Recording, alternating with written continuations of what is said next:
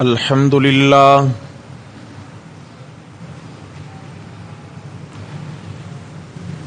الحمد للہ وحدہ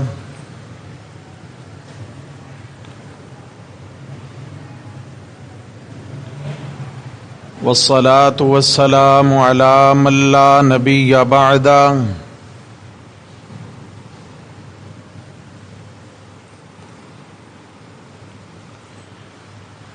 لا نبی بعدہ ولا رسول بعدہ لا رسول بعدہ ولا معصوم بعدہ اما بعد فاعوذ باللہ من الشیطان الرجیم بسم اللہ الرحمن الرحیم لمثل هذا فلیعمل العاملون صدق اللہ ومن اصدق من اللہ قیلا اللہم صل علی سیدنا ومولانا محمد وعلی آل سیدنا ومولانا محمد وبارک وسلم علیہ۔ گرامی قدر سامعین، حضرات محترم، رمضان المبارک کا مقدس محترم مہینہ ایک مرتبہ پھر اللہ کی رحمت سے ہماری زندگیوں میں جلوہ افروز ہو چکا ہے۔ الحمدللہ علی ذالک۔ اور اس مبارک مہینہ کی ان مبارک گھڑیوں میں رمضان المبارک کا آج پہلا جمعہ ہے، سید الایام ہے، اور اللہ جل جلالہ نے اپنی رحمت سے بے حساب عنایت فضل و کرم سے ہمیں آپس میں جمع فرما دیا ہے۔ اللہ تبارک و تعالیٰ کی بارگاہ میں دعا ہے، اللہ تبارک و تعالیٰ ہمارا ہمیشہ یہ جمع ہونا، مل بیٹھنا، کہنا سننا اپنی رضا کی خاطر فرما دے، اور اللہ کرے کہ ہماری یہ ہر جمعہ کی مختصر نشست ہم سب کے لیے دنیا و آخرت کی ہدایت و کامیابی کا بہترین سامان ثابت ہو جائے۔ گرامی قدر سامعین، رمضان المبارک کا مبارک اور مقدس مہینہ ویسے بھی جمعہ کا دن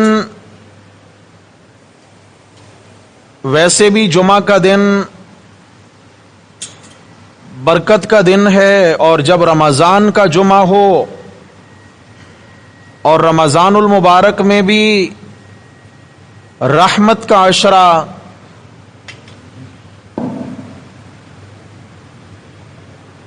رسول اللہ صلی اللہ علیہ وسلم نے ارشاد فرمایا کہ اللہ تبارک و تعالی نے رمضان المبارک کو 3 عشروں میں تقسیم فرمایا ہے۔ اولہ رحمت،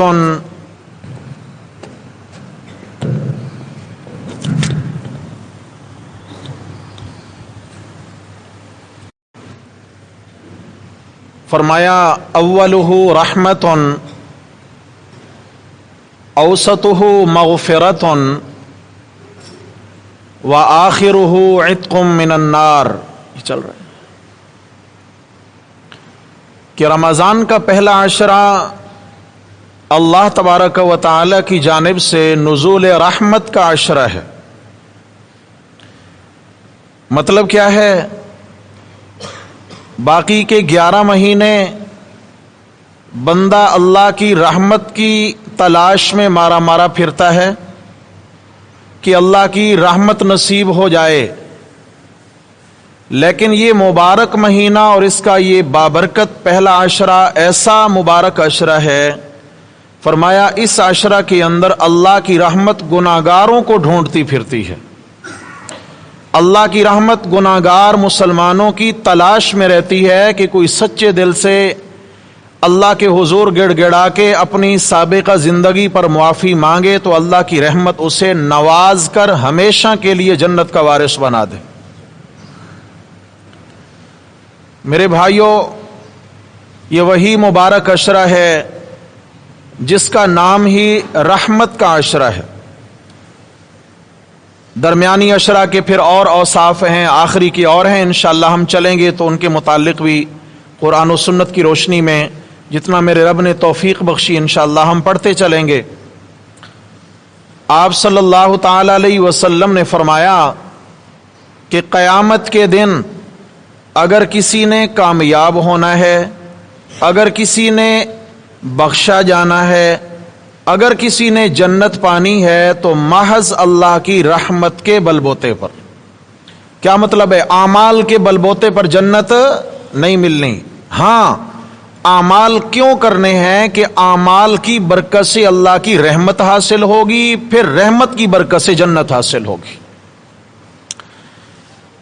تو ایک صحابی نے عرض کیا وَأَنْتَ یا رسول اللہ، اللہ کے حبیب پھر آپ کا کیا معاملہ ہے؟ کیا آپ بھی اللہ کی رحمت سے جنت میں تشریف لے جائیں گے؟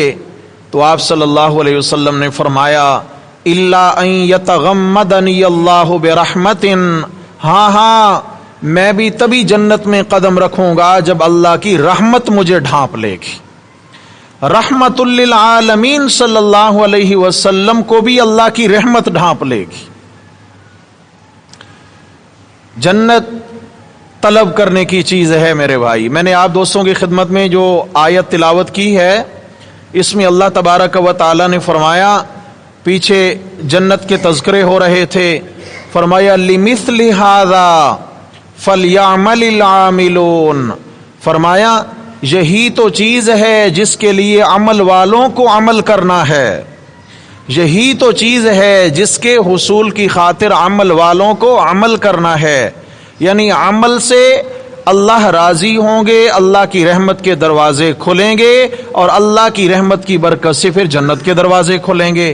پھر جب جنت کے دروازے کھلیں گے تو وہاں کی نعمتوں کا آج تک کسی آنکھ نے ادراک نہیں کیا، کسی کان نے سنا نہیں، فرمایا کسی دل نے کبھی تصور تک نہیں کیا کہ اللہ نے جنت کیسی بنائی ہے، اللہ نے جنت کیسی بنائی ہے۔ وَفِي ذَلِكَ فَلْيَتَنَافَسِ الْمُتَنَافِسُونَ، فرمایا چاہیے کہ اسی جنت کے متعلق طلب رکھیں طلب رکھنے والے۔ سچی طلب اگر ہو، انسان کی دوڑ دھوپ ہو، انسان کی کاوشیں ہوں اور انسان کا کچھ لگے تو جنت پانے پر لگے، یہی اصل کامیابی ہے میرے بھائی۔ قرآن مقدس میں ہے کہ دن قیامت کے جب جنتیوں کو جنت کے دروازے پر پہنچا دیا جائے گا، انشاءاللہ اللہ ہم سب کو پہنچائیں گے، انشاءاللہ کہیں۔ اللہ کی رحمت سے صرف امید نہیں، کامل یقین ہونا ہے، کامل یقین۔ کیوں؟ اللہ نے ہمیں ایمان نصیب کیا ہے، تو جنت کس کے لیے بنی ہے بھائی؟ ایمان والوں کے لیے۔ اللہ ہمیں ایمان کی سلامتی نصیب فرمائے۔ فرمایا قیامت کے روز جب ایمان والوں کو جنت کے دروازے پر پہنچا دیا جائے گا اور جنت کے دروازے پر انہیں لا کر کھڑا کیا جائے گا اور جنت کا دروازہ ایک دم کھلے گا۔ یاد رکھیے بھائی، جنت کے 8 دروازے ہیں اور ایک دروازہ ایک کواڑ، 2 کواڑ ہوتے ہیں جیسے ایک دروازے میں، فرمایا کہ یہ 2 کواڑوں کی جو چوڑائی ہے 60,000 میل کی مسافت ہے۔ کتنا؟ 60,000 میل کی مسافت ہے ایک دروازے کا پیٹ، ایک دروازے کی چوڑائی۔ تو جنتیوں کو جب جنت کے دروازے پر لا کھڑا کیا جائے گا تو ایک دم جنت کا دروازہ کھلے گا اور جنت کے نظارے ہوں گے اندر، सोने और चांदी की ईंटों से बने महल्लात दिखेंगे, अनवा व अक़साम के बागात होंगे, अंदर की रोशनियां और चहल पहल होगी। तो अल्लाह तबारक व तआला जन्नतियों को खिताब फरमाएंगे, इन्ना हाज़ा कान लकुम जज़ाआ। अल्लाह जल्ल शानु फरमाएंगे, ऐ मेरे बंदो, इन्ना हाज़ा कान लकुम जज़ाआ, ये तुम्हारे आमाल का बदला है, जो तुमने दुनिया में किया था ये तुम्हारे आमाल का बदला है। नंबर 2, वकाना सायुकुम मशकूरा, तुमने हमें राजी करने के लिए बड़ी मशक्क़तें उठाई, बड़ी तकालीफ उठाई, बड़ी मेहनतें की हैं। उन तुम्हारी मशक्क़तों, उन तुम्हारी मेहनतों पर फरमाया काना सायुकुम मशकूरा, मैं अल्लाह तुम्हारा शुक्रिया अदा करता हूँ। अंदाज देखें कुरान का, मशकूरा, तुम्हारी एक एक मेहनत कदर की हुई है, शुक्रिया अदा की हुई है। मेरे भाइयों, हम कहाँ स्यारू स्याह आमाल, हम नाकिस तरीन लोग, और अल्लाह जल्ल जलालुहु की ज़ात आलिया दिन क़यामत के इस तरह का जुमला इरशाद फरमावें, और यकीनन ये इरशाद होगा इसलिए कि ये हमें अल्लाह के कुरान ने बताया। 29वां पारा है सूरत-उद-दहर की ये आयत। तो मालूम ये हो गया कि जन्नत की तलब हर ईमान वाले को होनी चाहिए। क्या होना है भैया? बोलो,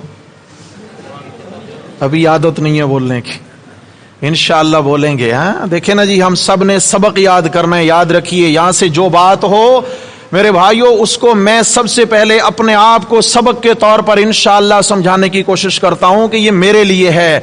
फिर आप सब साथी उस बात को सबक के तौर पर लें, उसका अपने दिल से मुज़ाकरा करें, अपने घरों में मुज़ाकरा करें, अपनी दुकानों पे मुज़ाकरा करें, अपने दफातर में मुज़ाकरा करें, दोस्त अहबाब, मिलने वाले, घर वाले, बीवी बच्चे, उनके सामने बात रखें कि ये बात सामने आई है। इंशाअल्लाह ताला जितना खैर की बात का तज़किरा होगा, अल्लाह उतना उस पे अमल की तौफीक नसीब फरमाएंगे।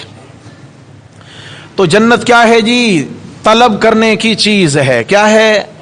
तलब करने की चीज है। लेकिन मैं एक और बात अर्ज करूं, रसूलुल्लाह सल्लल्लाहु अलैहि वसल्लम ने फरमाया, जैसे कुरान मजीद में आया, वालकुम फीहा मा तश्तहिल अनफुस, वहां तो तुम्हें वो सब कुछ मिलने वाला है जिसकी चाहत तुम्हारे दिल में आएगी।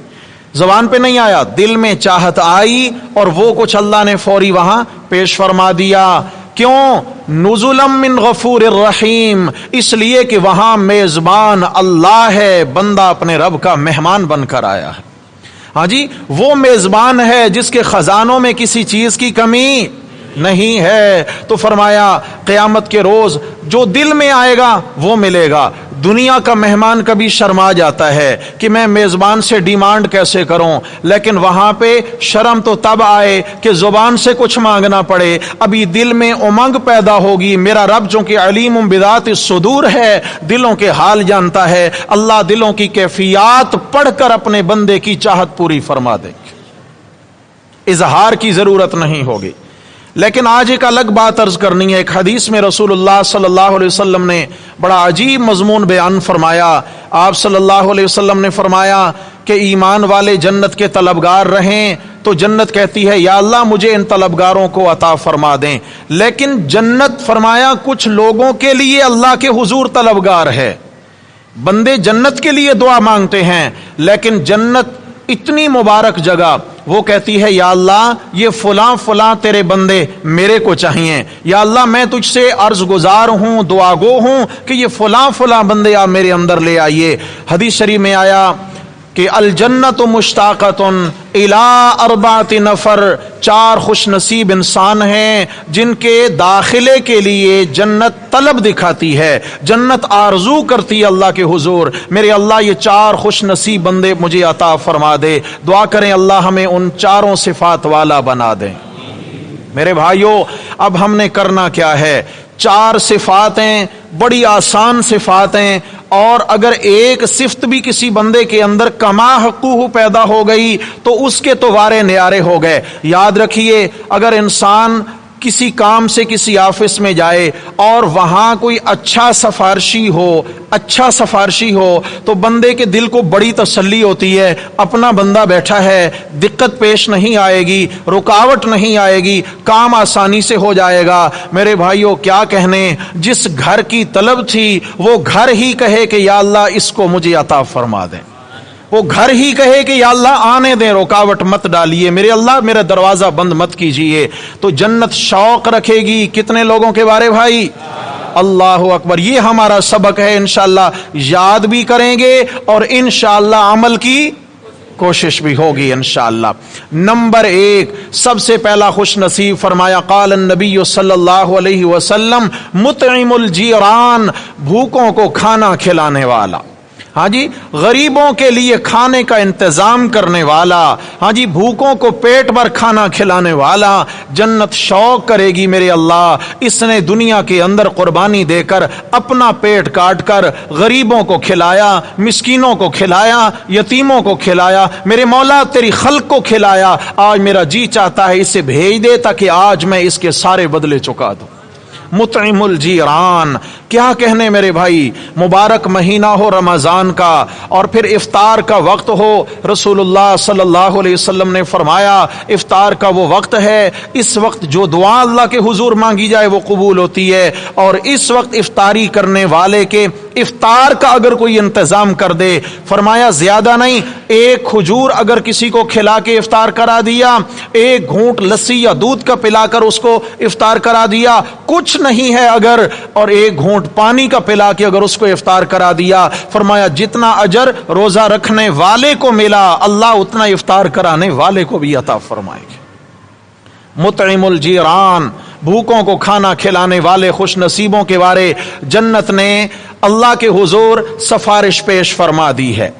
رسول اللہ صلی اللہ علیہ وسلم کے دروازے پر دستک ہوتی ہے، حضرت سیدہ کائنات سیدہ عائشہ صدیقہ طیبہ طاہرہ رضی اللہ تعالی عنہا دروازے پر تشریف لاتی ہیں، پوچھا من دق الباب، کون ہے ہمارا دروازہ کھٹکھٹانے والا؟ آواز آئی ماں جی میں آپ کا داماد عثمان ہوں، کہو رضی اللہ عنہ، میں عثمان ہوں، اللہ کے محبوب نبی صلی اللہ علیہ وسلم کی ملاقات کی خاطر حاضر ہوا ہوں۔ سیدہ کائنات فرماتی ہیں عثمان بیٹا، رسول اللہ صلی اللہ علیہ وسلم تو گھر پہ نہیں ہیں، آپ علیہ السلام تو اس وقت مسجد میں ہیں۔ حضرت عثمان عرض کرتے ہیں ماں جی نماز کا وقت نہیں ہے اور کوئی سفیروں کا قافلہ بھی نہیں آیا، کوئی ملاقات کرنے والے لوگ بھی ہمارے علم میں نہیں ہے کہ آئے ہوں، اللہ کے محبوب نبی صلی اللہ علیہ وسلم دوپہر کے وقت مسجد میں کیا کر رہے ہیں؟ تو حضرت عائشہ رضی اللہ عنہا رو پڑی ہیں، عرض کی اے عثمان بیٹا نبی کریم صلی اللہ علیہ وسلم نے کئی دنوں سے کھایا کچھ نہیں ہے، ہمارے چولہے میں آگ تک نہیں جلی ہے، آپ صلی اللہ علیہ وسلم کو جب بھوک نے ستایا تو آپ علیہ السلام مسجد میں تشریف لے گئے اور میں کان لگا کے سنتی رہی، اللہ کے نبی صلی اللہ علیہ وسلم نماز کی نیت باندھ کر اللہ کی تعریفیں کرنے میں لگے ہوئے تھے۔ حضرت عثمان رضی اللہ عنہ نے سوچا کہ عثمان اللہ کے نبی پر فاقے ہوں، تیری دولتوں کے کیا فائدے۔ حضرت عثمان انہی قدموں پہ واپس پلٹے ہیں، ایک بورا راشن کا بھرا، اس میں کھانے پینے کا سارا سامان بھرا، کندھے پہ اٹھایا اور اٹھا کر لائے، پھر دروازے پہ دستک دی، ماں جی کھانے کا سامان لایا ہوں۔ حضرت عائشہ رضی اللہ تعالیٰ عنہ نے وصول فرمایا اور کھانا بنانے میں مصروف ہو گئیں۔ آپ صلی اللہ علیہ وسلم اسی اثناء میں مسجد نبوی شریفہ سے باہر تشریف لائے، حضرت عائشہ رضی اللہ عنہ کو کچن میں مصروف پایا، فرمایا عائشہ کچن میں کیا کر رہی ہو؟ ہمارے گھر میں تو کوئی راشن نہیں ہے۔ یا رسول اللہ آپ کے داماد حضرت عثمان رضی اللہ تعالیٰ عنہ آپ کے فاقوں کا سن کر راشن لے کر آئے ہیں۔ آپ صلی اللہ علیہ وسلم انہی قدموں پر واپس مسجد نبوی میں تشریف لے گئے اور واپس جا کر آپ علیہ السلام نے سجدے میں سر رکھ دیا۔ حضرت سیدہ کائنات فرماتی ہیں میں نے پھر کان لگایا، میں نے دیکھا چونکہ مسجد میں آپ علیہ السلام کے سوا کوئی نہ تھا، برابر میں حجرہ ہے، میں نے پردہ ہٹا کے دیکھا آپ صلی اللہ علیہ وسلم سجدے میں سر رکھ کر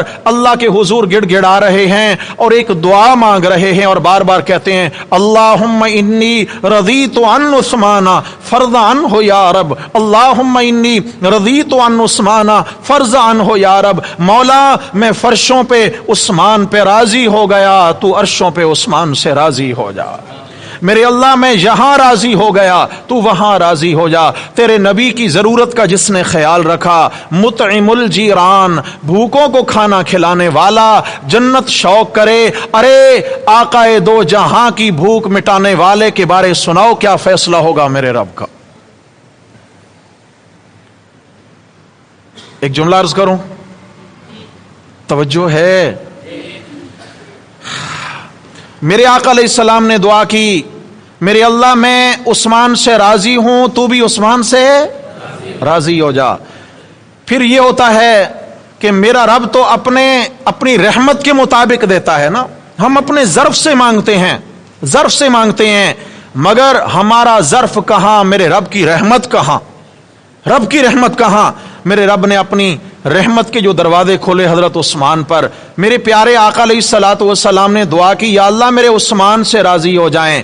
آپ صلی اللہ علیہ وسلم کی دعا اس طرح قبول ہوئی کہ یہی حضرت عثمان ہیں، حدیبیہ کا دن ہے، حضرت عثمان رضی اللہ عنہ کے بارے افواہ چلی کہ مکہ والوں نے حضرت عثمان کو شہید کر دیا ہے۔ آپ علیہ السلام نے 1400 صحابہ میں اعلان فرما دیا، آج میرے ہاتھ پہ بیعت کرو، حضرت عثمان کا بدلہ لیے بنا ہم یہاں سے واپس نہیں جائیں گے۔ 1400 جانثاروں نے آپ علیہ السلام کی ہاتھ پہ ہاتھ رکھ کر بیعت کیے۔ سب سے پہلے حضرت صدیق اکبر آئے، حضرت عمر آئے، حضرت علی آئے، پھر دیگر صحابہ بیعت کرتے چلے گئے۔ جب سارے صحابہ کی بیعت ہو گئی، آخر میں میرے آقا علیہ السلام نے اپنا دوسرا ہاتھ یوں اپنے ہاتھ پہ رکھا اور کہا، اے میرے اللہ، سارے صحابہ بیعت کر چکے، آج اگر میرے عثمان ہوتے تو عثمان بھی بیعت میں پیچھے نہ رہتے، اے میرے اللہ یہ ہاتھ تیرے نبی کا، یہ ہاتھ میرے عثمان کا، یہ ہاتھ میرے عثمان کا۔ حضرت عثمان کہا کرتے تھے، ظالموں تم مجھے شہید کرنا چاہتے ہو، اے خارجیوں تم میرا کھانا پانی بند کرنا چاہتے ہو، تم مجھے اللہ کے نبی کی مسجد میں جانے سے روکتے ہو، تمہیں یاد نہیں کہ میرے آقا علیہ السلام نے اپنے ایک ہاتھ کو عثمان کا ہاتھ قرار دیا تھا، تمہیں یاد نہیں ہے یہ؟ اللہ اکبر۔ آپ علیہ السلام نے صحابہ کی بیعت لی، صحابہ کے ہاتھ آئے، حضرت عثمان کا ہاتھ سب سے اوپر میں آیا، اور میرے رب نے فرمایا، میرے پیارے نبی سب آ گئے، میں پیچھے کیسے رہ جاؤں اس کار خیر میں؟ فرمایا ید اللہ فوق ایدیہم، نیچے میرے نبی کا ہاتھ، اوپر 1400 جانثاروں کا ہاتھ، اوپر عثمان کا ہاتھ، ان سب کے اوپر میں اللہ کی تائید کا ہاتھ ہے۔ ید اللہ فوق، کوئی اللہ کے لیے کر تو دکھائے میرے بھائی، کوئی کر کے تو دکھائے اللہ کے لیے۔ دل کی نیت بنا لیجئے، ہر عمل کس کے لیے کرنا ہے؟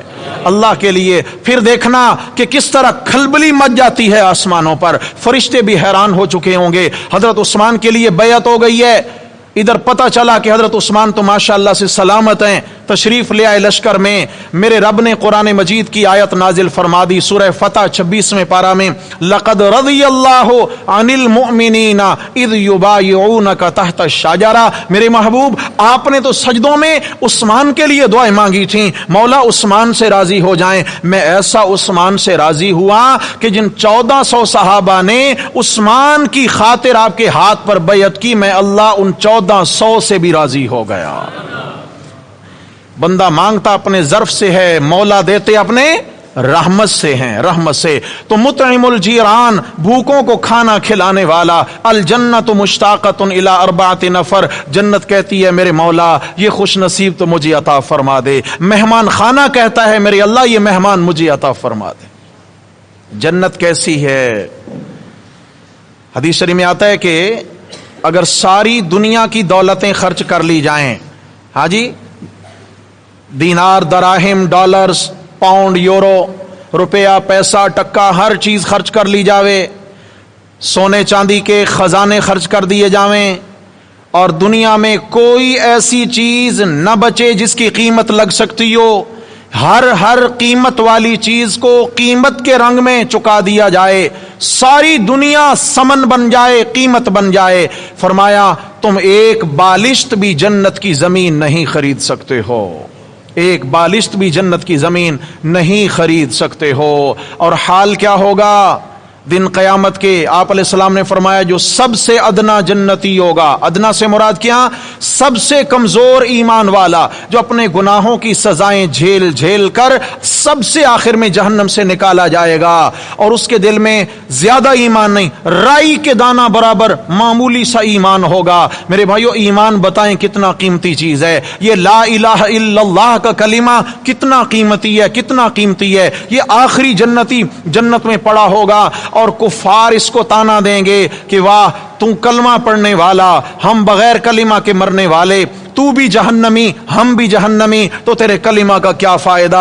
तो ये अल्लाह के हुजूर गिड़गिड़ाएगा, मेरे अल्लाह अब तो बात बढ़ चुकी है, अब तो काफिर मुझे कलिमा का ताना देने लगे हैं। मेरे अल्लाह की रहमत जोश में आएगी। अल्लाह फरमाएंगे बता मेरे बंदे क्या चाहता है। या अल्लाह और कुछ नहीं चाहता, जहन्नम से निकाल के जहन्नम की मंडेर पे बैठा दे, किनारे पे मुझे बिठा दे, और कुछ नहीं मांगूंगा। अल्लाह फरमाएंगे पक्की बात है कुछ नहीं मांगोगे। या अल्लाह कुछ नहीं मांगूंगा। निकाल के जहन्नम के किनारे बिठा दिया जाएगा। थोड़ी देर गुजरेगी, अर्ज करेगा मेरे अल्लाह जब तूने एक बार निकाल ही लिया है, अभी भी तपिश महसूस हो रही है, थोड़ा सा दूर कर दे ताकि जरा राहत का सांस तो लूं। अल्लाह फरमाएंगे देख तूने कहा था कुछ नहीं मांगूंगा। या अल्लाह बस इतनी सी तमन्ना है। हटा दिया जाएगा, और वो हटाना कोई ऐसे 2-4 कदम नहीं होगा, लाखों मील होगा, लाखों मील होगा। क्योंकि जहन्नम की तपश तो इतना दूर से महसूस होगी कि 500 साल के फासले तक भी जहन्नम की हीट पहुंच रही होगी, दूर हो जाएगा। फिर अर्ज करेगा या अल्लाह कुछ नहीं मांगूंगा, बस जन्नत के दरवाजे पर बिठा दे ताकि जन्नतियों का ही दीदार करता रहूं। या अल्लाह जन्नत का दरवाजा ही देख के अपना दिल बहलाऊंगा, मेरे मौला इतनी ही मेहरबानी फरमा दे। अल्लाह फरमाएंगे और तो कुछ नहीं मांगोगे। या अल्लाह कुछ नहीं मांगूंगा। जन्नत के दरवाजे पे लाके बैठा दिया जाएगा। फरमाए ख्याल करना तूने वादा करा है कि और कोई तमन्ना नहीं है। थोड़ी देर गुजरेगी, अर्ज करेगा या अल्लाह ये तो मेरा ईमान है जिसे तू एक बार दोजख से निकाल ले दोबारा दोजख में नहीं डालेगा। तो मेरे अल्लाह तू हजारों लाखों मील फासले पर जहन्नम से दूर ले आया है, जन्नत के दरवाजे पे ला बिठाया है, अब दूर ही क्या है। या अल्लाह एक ही तमन्ना रह गई है, जन्नत का दरवाजा खुलवा दे और बस अंदर सिर्फ बैठने की जगह अता फरमा दे। या अल्लाह बस ये बाहर बैठे बड़ी हसरत हो रही है, अंदर बैठ के नज़ारे तो करूंगा। हदीस शरीफ में आया अल्लाह ताला अपनी शायान शान मुस्करा देंगे और फरमाएंगे मेरे बंदे तू वाकई बड़ा हरीस है। अल्लाह हमें ऐसा हिर्स नसीब फरमा दें। कोई नाराजगी है भाई आमीन कहने से? हैं अगर आमीन कहेंगे मुमकिन है काम बन जाए भाई। आमीन कहिए। अल्लाह अकबर, अल्लाह अकबर। जन्नत में अंदर बैठने की जगह मिली तो फिर अर्ज करेगा या अल्लाह इतनी बड़ी जन्नत आपके पास, सुभान अल्लाह कितनी बड़ी जन्नत आपके पास। या अल्लाह मैं ज्यादा नहीं मांगता, बस मुझे एक कमरा दे दे। यहां दुनिया में भी आदत थी ना भाई, रहائش के लिए कितना काफी है, एक कमरा मुझे दे दे मेरे अल्लाह। अल्लाह फरमाएंगे ऐ मेरे बंदे तेरे दिल में चूंकि ईमान है, जर्रा है ईमान का, उस जर्रा ईमान की हमारे यहां कीमत एक कमरा नहीं, जा इस दुनिया से 10 गुना बड़ी जन्नत हमने तुम्हें माप कर दे दी है। अल्लाह अकबर। तो मेरे भाइयों जन्नत है ही ऐसी चीज की इसकी तलब की जाए। तो आप अलैहिस्सलाम ने फरमाया जन्नत कितने लोगों की तमन्ना रखती है? 4। नंबर 1 जरूरतमंदों गरीबों मिस्कीनों को खाना खिलाने वाला। रमजान का महीना है मेरे भाइयों, जहां अपने बच्चों की हमने फिक्र करनी है, इंशाअल्लाह दूसरे मुसलमान भाइयों की भी हमने फिक्र करनी है। इंशाअल्लाह करेंगे नहीं करेंगे? मिल बांट के इंशाअल्लाह। फायदा क्या होगा कि एक दाने खजूर से अगर कोई रोजादार इफ्तारी कर लेगा, फायदा क्या हुआ? मुफ्त में जितना अजर उसने पाया उतना अजर इसने पाया। मेरे रब की रहमत है नहीं है? नंबर 2 हाफिजुल लिसान। हाफिजुल लिसान कब खत्म करना है जी? 10 मिनट हैं। अच्छा माशाअल्लाह। हाफिजुल लिसान पहला जुमा है, इंशाअल्लाह सेटिंग में आ जाएंगे इंशाअल्लाह। अल्लाह करे हम सब सेटिंग में आ जाएं। और ऐसे नहीं भाई जुमा पढ़ने नहीं आना, क्या मतलब सिर्फ नमाज पढ़ने? नहीं नहीं नहीं, जुमा ये जमा होने से है, इज्तिमा जमा होना है। जमा होना किस लिए? जमा तो हम रोजाना 5 नमाजों में होते हैं, लेकिन जुमा के दिन का मकसद क्या है? नमाज बाद में रखी, खुतबा पहले रखा। चूंकि खुतबा इसलिए पहले है कि पहले आए, दीन सीखें, इस्लाम के अहकाम सीखें, अहकाम सीखने के बाद फिर 2 रकात पढ़ के अल्लाह का शुक्र अदा करते हुए वापस जाएं। समझ आ गई है? नमाज बाद में, खुतबा पहले। जुमा का मकसद क्या है भाई? क्या सीखना है? अल्लाह का दीन सीखना है। इंशाअल्लाह बर वक्त तशरीफ लाएंगे इंशाअल्लाह। अल्लाह ताला आप सबको जज़ाए खैर नसीब फरमावें। تو فرمایا دوسرا خوش نصیب وہ جس کی جنت طلبگار ہے حافظ اللسان، زبان کی حفاظت کرنے والا۔ میرے بھائیوں، یہی زبان ہے جو انسان کو گھوڑے پر بھی بٹھاتی ہے، گدھے پر بھی بٹھاتی ہے۔ یہ زبان ہے، زبان یاد رکھیے گا، اتنا تلوار اور خنجر کا گھاؤ گہرا نہیں لگتا جتنا یہ زبان گہرا گھاؤ دکھاتی ہے، اور خنجر کے زخم بھر جاتے ہیں مگر زبان کے دیے زخم نہیں بھرا کرتے۔ حدیث شریف میں آیا، ایک صحابی نے پوچھا یا رسول اللہ، دن قیامت کے سب سے زیادہ تباہ کن چیز کیا ثابت ہوگی؟ سب سے زیادہ ہلاکت خیز انسان کی کون سی چیز ثابت ہوگی؟ آپ علیہ السلام نے یوں زبان پکڑ کے اشارہ فرمایا یہ گوشت کا ٹکڑا دن قیامت کے سب سے زیادہ ہلاکت خیز ثابت ہوگا۔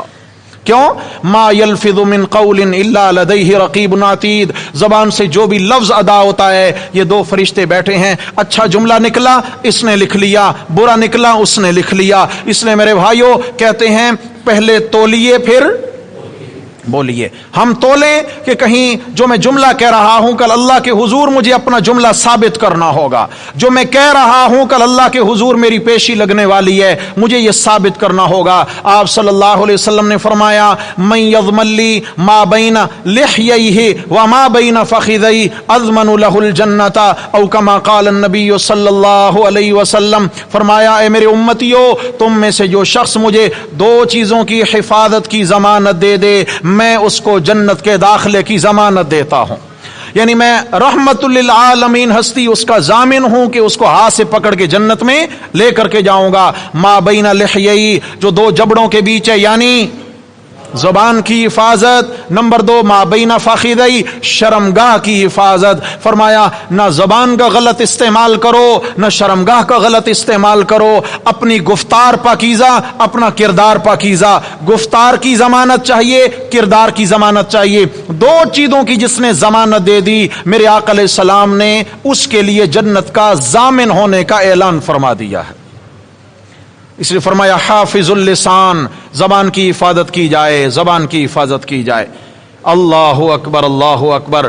فرمایا الغیبۃ اشد من الزنا، کسی کی پیٹھ پیچھے اس بات کا تذکرہ کرنا جو اس میں پائی جاوے، توجہ ہے جی، اس کی اس برائی کا تذکرہ کرنا جو اس میں پائی جائے، اس کا نام غیبت ہے۔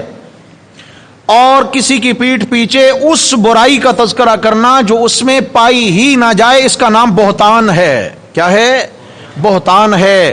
بہتان غیبت سے بھی بڑا گناہ ہے، اور غیبت کے بارے حدیث شریف میں آیا الغیبۃ اشد من الزنا، فرمایا کسی کی عزت لوٹ لینا، کسی کے ساتھ بدکاری والے گناہ میں مبتلا ہو جانا، یہ بھی بہت بڑا گناہ ہے، لیکن اس سے بڑا گناہ کسی کی پیٹھ پیچھے کردار کشی کرنا ہے، کسی کی عزت اچھالنا ہے، کسی کے عیب کو پیٹھ پیچھے بیان کرنا ہے۔ میرے بھائیوں، اصلاح دوسروں کے سامنے بیان کرنے میں کسی کی اصلاح نہیں ہو سکتی۔ اصلاح اگر کرنی ہے نیت ہو الگ بٹھا کر پیار سے اللہ سے مانگ کر اس کے لیے اچھے جملوں کا استعمال کر کے خیر خواہی کا جذبہ رکھ کے انسان بات کرے، اللہ تعالیٰ انشاءاللہ اس کی اصلاح فرمائیں گے، اصلاح فرمائیں گے۔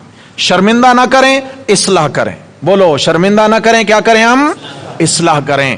حافظ اللسان۔ نمبر 3 تال القرآن، فرمایا قرآن کا تلاوت کرنے والا شخص جس کی محبت اللہ کے قرآن سے ہو جائے اور ہر وقت اللہ کے قرآن سے تعلق جوڑے رکھے، تلاوت تلاوت تلاوت تلاوت، قرآن کا پڑھتے رہنا، جنت طلبگار ہے۔ میرے اللہ یہ خوش نصیب کب میرے اندر آئے گا؟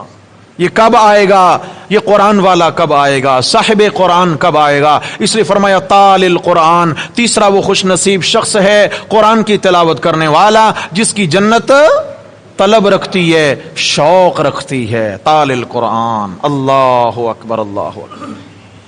دن قیامت کے میرے آقا صلی اللہ علیہ وسلم اللہ جل جلالہ کی عدالت میں ایک مقدمہ دائر فرمائیں گے اپنی امت کے خلاف۔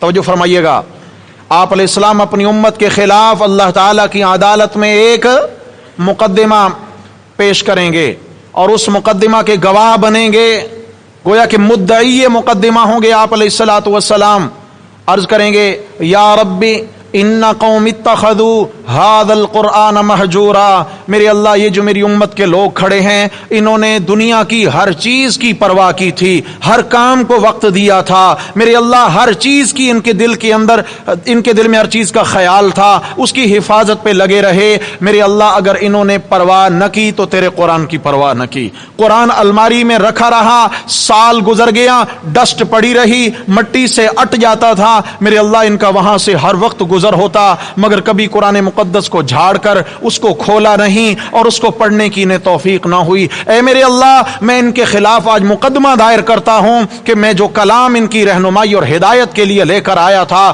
جو رحمت والی کتاب تھی، جو برکت والی کتاب تھی، جس نے انہیں بخشوانا تھا، جو ان کے لیے سب سے بڑی ہادی اور رہنما کتاب تھی، یا اللہ انہوں نے اس کی پرواہ۔ ذرا مجھے ایک بات کا جواب دیجئے، عدالت ہو میرے رب کی، مدعی مقدمہ ہوں میرے پیارے آقا علیہ الصلاۃ والسلام، کوئی چھوٹ سکتا ہے؟ بولو بھائی۔ اللہ تعالی ہمیں اس دن کی رسوائی سے بچا لے۔ ہاں، اللہ کرے کہ میرے آقا علیہ السلام ہمارے خلاف نہ کھڑے ہو جائیں۔ وہ ہستی جس نے بخشوانا ہے شفاعت کر کے، اگر وہ ہستی مد مقابل کھڑی ہو گئی تو میرے بھائیوں کون بخشوائے گا؟ بتائیے مجھے کیا ہوگا؟ اس لیے فرمایا تال القرآن، قرآن سے تعلق جوڑیے، قرآن کی تلاوت کو اپنا معمول بنائیے۔ رمضان ہے بھائی، نیکیوں کا سیزن آ گیا، ویسے بھی تلاوت کا شوق ہوتا ہے، ہر نماز کے بعد ایک پاؤ کریں، آدھا پاؤ کریں، آدھا پارا کریں، ایک پارا کریں، جتنا اللہ تعالیٰ توفیق عطا فرمائے اپنی مصروفیات کے مطابق قرآن مجید سے ٹچ رہیں، قرآن سے تعلق قائم رکھیں، انشاءاللہ اللہ تبارک و تعالیٰ دن قیامت کے اپنا خاص مہمان بنا کر جنت میں داخل فرمائیں گے۔ اور نمبر 4، الصائم فی رمضان، کتنے لوگ ہیں جی؟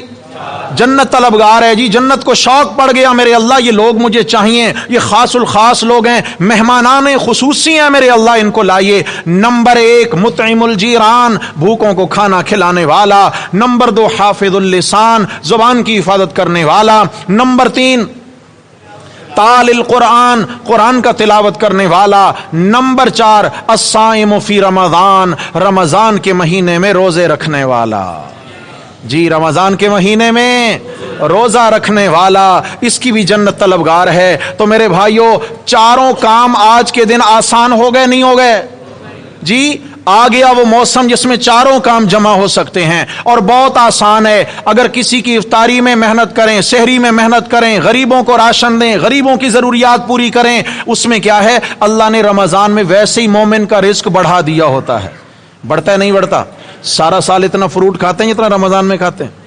بولو ہیں، بڑھ جاتا ہے، بڑی برکتیں ہیں، بڑی برکتیں ہیں اللہ تعالیٰ نے۔ اچھا، پھر اللہ تعالیٰ نے رزق میں برکت رکھی ہے، اوقات میں بھی برکت رکھی ہے۔ بقیہ 10 گھنٹے باقی کے دنوں میں محنت کریں، جتنا انکم ہوتی ہے، جتنا آمدن ہوتی ہے، رمضان کے روزے کی برکت سے 5 گھنٹے محنت کرنے کی برکت سے اللہ تبارک و تعالی اتنی یا اس سے بھی زیادہ آمدن نصیب فرما دیتے ہیں۔